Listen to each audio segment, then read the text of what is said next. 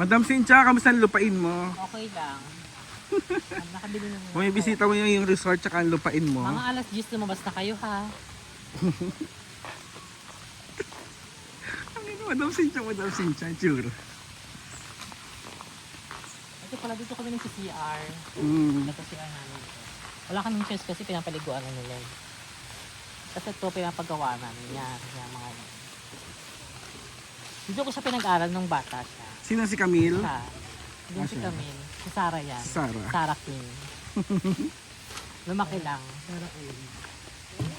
Morning. Saan tayo dadaan? Wala naman tilalabas. Gamitan dyan. Ito ba? Gamitan dyan, te. Ah. Ganun.